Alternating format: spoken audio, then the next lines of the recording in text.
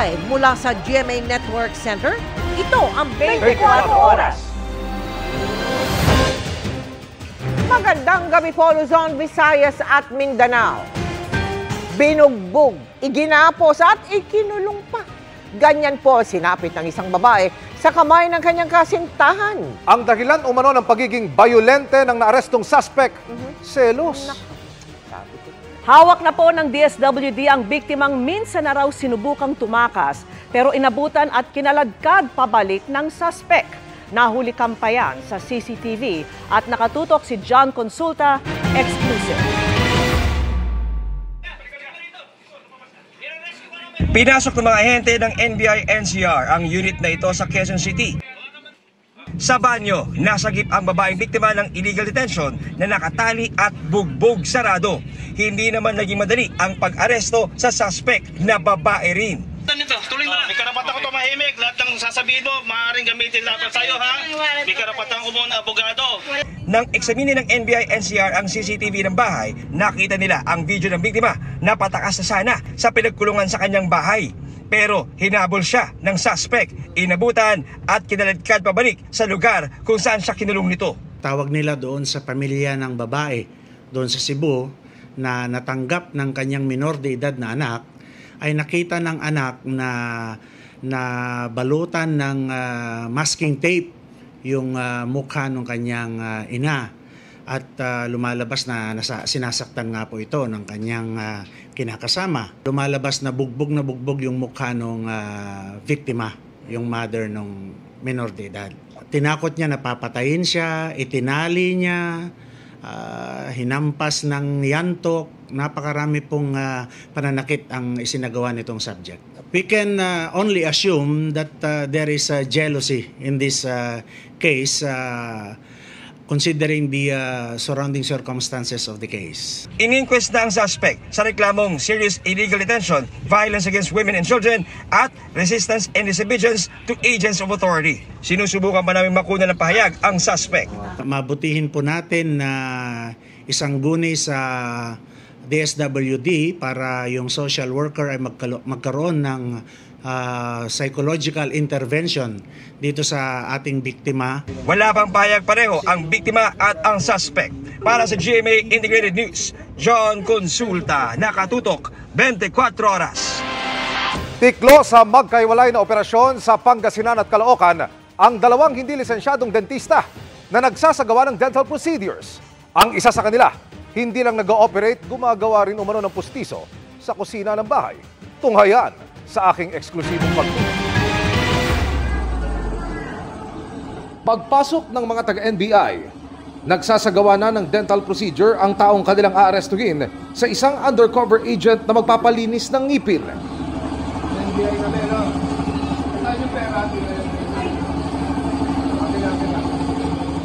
At nang ma-recover ng NBI ang ibinayad ng agent, inaresto na ang babae. Ngayon, a-arrestuin ka namin dahil sa illegal practice ng dentistry. Inireklamo ng Philippine Dental Association sa NBI ang klinika na ito sa Dagupan, Pangasinan dahil ang dentista wala raw lisensya. Hindi po siya dapat namamasyente. Ang dentista naman po kahit lisensyado ay patuloy na nag-aaral at nag-a-attend ng seminar para po madagdagan ng kaalaman. Ito po sila. Syempre po kung underboard, hindi naman po makaka-attend ng seminar. Sa Caloocan naman, nadiskubre ng mga otoridad ang gawaan ng pustiso sa isang bahay. Yung pong minimix niya doon yung po yung mismong pinangsusukat po na isinusuot sa loob ng bibig ng pasyente. Hindi ka po gagawa doon sa iyong galawan din sa bahay. Kasi syempre magsasama-sama yung dubi ng niluluto mo, mga hugasin mong plato, tapos doon ka din maghahalo ng ilalagay mo sa bibig ng pasyente. Di syempre talagang hindi naman po yun sterile. Sa kusina rin ito ay sinasagawa ang dental procedure. Yung pong pustiso na ginagawa ng mga sa bahay-bahay lang, hindi po nila yun iniluluto or hindi po yan kinukure. Kaya mga ilang araw pa lang, pagkalagay niya sa pasyente, babaho agad yan kasi pinamamahayan agad ng mikrobyo. Kaya mga ilang araw pa lang, ang mga ngipin na katabi umuuga na dahil namagana po yung gums. Walang ilaw, walang dental chair at sa pangkaraniwang upuan lang pinapaupo ang pasyente. Ang epekto naman po nun ay hindi po talaga makikita at tamang vision para makita kung ano po yung ginagawa sa loob ng bibig ng pasyente. Arestado ang suspect na isang dental technician at hindi lisensyadong dentista. Tumangging magbigay ng pahayag ang dalawang inaresto. Panawagan ng PDA sa mga wala o hindi pa sapat ang budget sa pagpapagawa ng ngipin. Huwag magpaayos sa mga hindi lisensyadong klinika. Pwede po silang pumunta sa mga public health and government health center para po makapag-avail ng libreng treatment para po sa kanilang dental needs. May nanalo ng bidder para ayusin at gawing pribado ang operasyon ng Ninoy Aquino International Airport na minsang nabansagang world's worst airport. Kapalit ng pangakong world-class na paliparan, magbabago ba naman ang terminal fee at employment sa NAIA? Ang sagot ng gobyerno sa pagtutok ni Joseph Moro. Brownout! Mahabang pila sa counter at sa immigration. Traffic, pagpasok at paglabas ng airport. Bagaman may mga pagbabago na sa mga nakalipas na buwan, minsan ang nabansagang worst airport sa buong mundo, ang Ninoy Aquino International Airport o NAIA. Pero worst airport no more na nga ba? Kanina inanunsyo ng Department of Transportation na may nanalo ng bidder para gawing pribadong operasyon ng airport, ang SMC SAC Consortium. Kabilang sa consortium ang San Miguel Holdings Corporation na negosyanteng si Ramon Ang at ang Incheon International Airport Corporation na nagpapatakbo ng Incheon International Airport sa Korea. Ang San Miguel din na nagpapatakbo ng Katiklan Airport sa Boracay at nagde-develop ng airport sa Bulacan. Ang SMC SAC Consortium ang pinakamalaking offer na 82.16% ng ibibigay na kita sa gobyerno mula sa 4 na nagbid sa proyekto. Ayon sa DOTR, 36 billion pesos ang inaasang ibibigay nitong kita sa gobyerno taon-taon o 900 billion pesos sa loob ng 25 years na kontrata nito. Bukod pa ito sa 30 billion pesos na one-time payment sa pag-takeover sa airport at 2 billion pesos taon-taon. Umaasa ang DOTR na hindi na maghahabol ang mga natalong bidder para matuloy na sa wakas ang pagsasapribado ng airport na 30 taon nang sinusubukan. Okay naman yung acceptance nila, no? When I talk to them. Ayon sa Manila International Airport Authority o MIA, hindi naman daw magtataas ng passenger terminal fee kundi sa mga navigation fee lamang at rentals. Ang proposal daw ng SMC SAC and Company Consortium hindi lamang para gawing world-class ang airport, kundi siguraduhin rin na magbebenepisyo ang gobyerno. Makikipagtulungan daw sila sa gobyerno at mga stakeholders para gawing moderno ang airport na may pagmamalaki ng mga Pilipino. Greater availability of parking, shorter and more predictable waiting times from check-in to immigration to security, availability of seats at the pre-departure gate. Ayon sa Department of Transportation, maaaring simulan na ang pagsapribado ng NAIA sa loob ng 3 hanggang 6 na buwan. Pagtitiyak pa ng ahensya, wala naman daw mawawala ng trabaho sa mga empleyado nito ngayon. Ang ilang grupo nga ng mga manggagawa sa MIA naglagay ng mga karatula ngayong araw kontra sa pagsasapribado ng operasyon ng airport. As per our research sa PPP Center, dapat po doon sa developing stage pa lang ay isinasama na yung tinatawag naming mandatory consultation sa mga empleyado. So ito po ay maliwanag na itinago sa amin. It's part of the deal, no? Lahat dapat may trabaho. Yung iba mapupunta sa MIAA, yung iba sa private concessionaire. Yung iba naman, siguro yung mga gusto, kasi they will be offered sa a retirement pay also. Babaguhin kaya ang pangalan ng airport? 1987 nang baguhin ang pangalan ng Manila International Airport sa Ninoy Aquino International Airport sa pamamagitan ng isang batas, ang Republic Act 6639. Wala naman yan sa pinag-uusapan namin. Para sa GMA Integrated News, Joseph Morong, nakatutok 24 oras. Good news dahil handa raw ang Meralco na mag-refund ng bahagi ng ilang siningil nito sa mga customer. Bad news naman para sa mga motorista, may nakaamba ulit na taas presyo sa petrolyo. At nakatutok si Bernadette Reyes. Nakabawi-bawi na raw sana kahit paano ang jeepney driver na si Joel nang mag-rollback nitong Martes. Pero sa taya ng Department of Energy, maaaring tumaas ulit ng 1 peso and 10 centavos hanggang 1 peso and 50 centavos ang diesel, gasolina at kerosene sa Martes base sa 4 na araw na trading sa international market. Babawas na naman yung kita. Sa maghapon na lang ng biyahe namin, Ang nawawala sa amin, minsan 150, 200, ganun. Iba't ibang dahilan daw ang nagdulot ng pagtaas presyo sa pandaigdigang merkado. Nag-intensify po yung kaguluhan sa Middle East. Yung crude stock ng United States, yung stockpile nila, nag-surge po. And then ang pangatlo po, yung pong disruption sa shipping na patuloy po yung problema nila sa pagdaraan sa Red Sea at saka sa Suez Canal. Bukod sa mga kaganapan sa labas ng bansa na nakakaapekto sa supply ng langis, inaasahan din ng Organization of the Petroleum Exporting Countries ang paglakas ng demand o pangangailangan sa produktong petrolyo ngayong taon. 5 beses nang tumaas ang produktong petrolyo mula pumasok ang 2024 habang 2 beses pa lang nag-rollback. Kung mabigat sa bulsa ang taas presyo ng produktong petrolyo, may kaunting ginhawa namang maaaring maramdaman ang mga consumer sa singil sa kuryente. Sabi ng Meralco, handa silang magbigay ng refund sa generation charges na katumbas ng itinaas ng malampaya gas price ng mga planta ng First Gas noong Enero. Sa sulat ng ERC, hinimok nito ang Meralco na kumpletuhin ang pagsusuri para mapatunayan ang rate adjustment sa bagong pinasok na kasunduan ng Malampaya Consortium at First Gas Power Corporation. Bagamat Meralco na raw nagsabi na kailangang suriin ang epekto ng paggamit ng liquefied natural gas at bagong supply contract, hindi raw nakatanggap ang ERC ng resulta mula sa ginawang validation ng Meralco.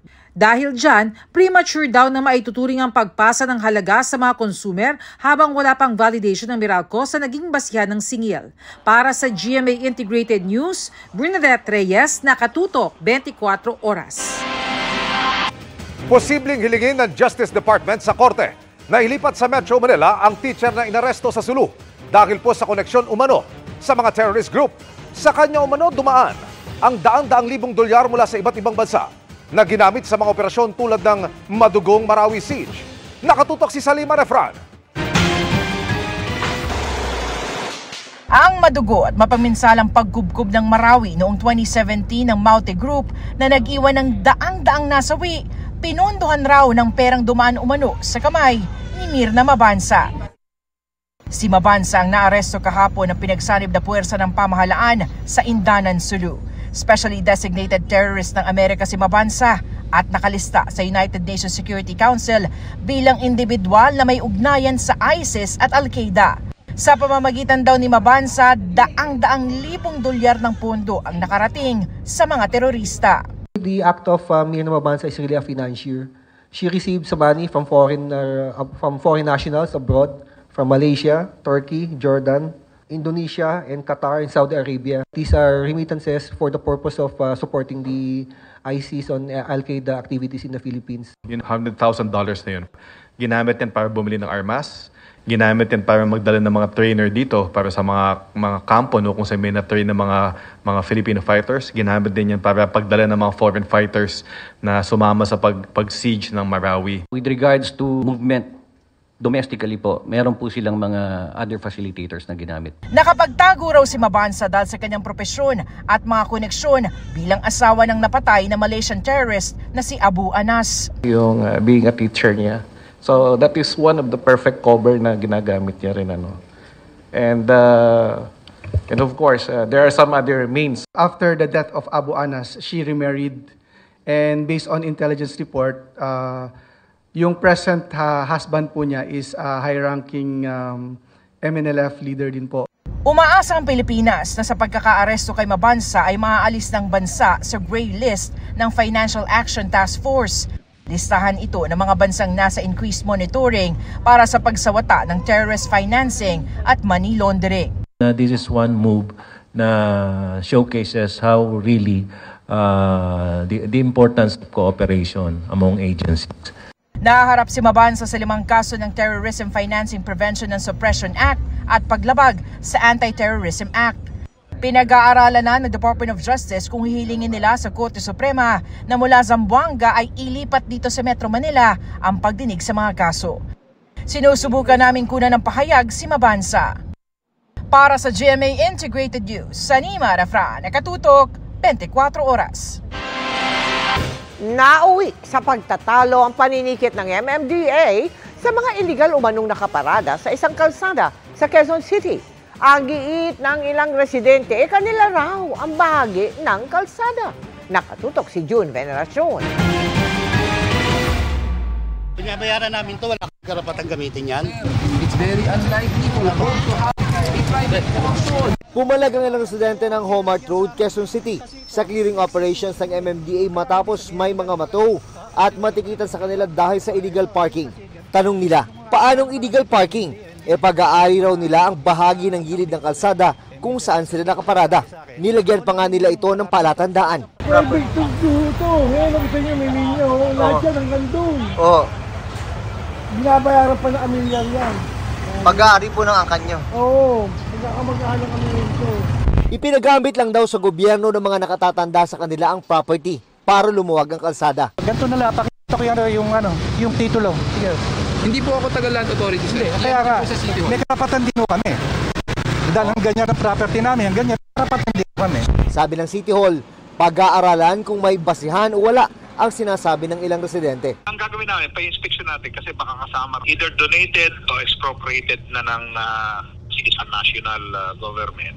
Pero hindi pa nababayaran. Sabi ng MMDA, marami na silang natatanggap na reklamo tungkol sa mga sagabal sa kalsada sa Howard Road. Lalabag truck. Hindi na po nakadami. Yun po yung problema. Sa Quezon City, 60 ang na-issuehan ng ticket. 14 na sasakyan naman ang natow. Sa Maynila, pinaghahatak din ang mga sasakyang iligal na nakaparada. Sa Pasig City, hindi naman pinalampas ang mga lumalabag umano sa batas trapiko. May natikitan dahil sobrang sakay sa motorsiklo. Lagi rin daw nag-ooperate sa Pasong Tamo, Makati para i-clear ang mga illegal parking at vendors. Sa ngayon po, wala po kami mga personal na may ordinance violation receipts o yung mga panikit para sa mga violators. So, talagang pinaka-nagagawa lang po namin is sitahin po talaga at paalisin. Para sa GMA Integrated News, June Veneracion, nakatutok, 24 oras. Sumuko na ang 2 sa 3 sospek sa paghabol at pamamaril sa sasakyan ng isang doktor na humantong sa pagkadisgrasya ng biktima. Pinaghahanap naman ang 3 suspect na umano'y sangkot sa iba pang robbery murder cases. At nakatutok si Kent Abrigana ng GMA Regional TV 1 Mindanao. Hawak pa rin ng pulisya matapos sumuko nitong Miyerkules ang 2 sa 3 sospek sa pamamaril sa 28 anyos na si Dr. Shermaine Barroquillo. Nagmamaneho ang doktor nitong February 3 nang tugisin ng magkakaangkas na sospek hanggang sa bumangga dahil sa mga tinamong sugat. Nakatakda siyang sumailalim sa operasyon sa Southern Philippines Medical Center. Kaya nagpost ang kanyang ama ng panawagan para ipanalangin ang anak. Ayon sa pulisya, matapos ang krimen, dumiretso sa barangay Poblasyon ang isang sospek. Samantala ang kasama nito, dumiretso sa barangay Pandag, kung saan inamin daw nito sa kanyang pamilya bago ang voluntaryong pagsuko. Even with the surrender of 2 persons of interest, hindi pa naka-close ang investigation kasi kailangan din nating i-verify kung totoo na sila nga yung may gawa. Pinapalaliman ng pulisya ang investigasyon, lalo pat minor de edad ang isa sa mga sospek.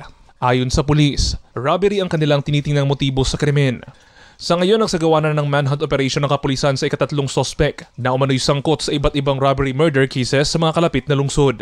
Nagkaroon tayo ng immediate na pagpupulong with the Philippine Army at Philippine National Police after that pangyayari. Hindi siya patterned. These are still considered as isolated case. Sa ngayon, nagpapatupad na ng safety and security measures sa lugar ng insidente. And then nagdagdag na rin tayo ng mga additional solar lights. Ang mga solar lights na hindi gumagana ay we already tried to connect it directly sa power provider, that is the electric cooperative.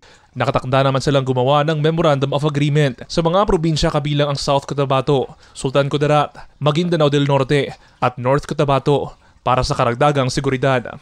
May ibinigay na din assistance ang probinsya sa Maguindanao del Sur sa pamilya ni Dr. Shermaine.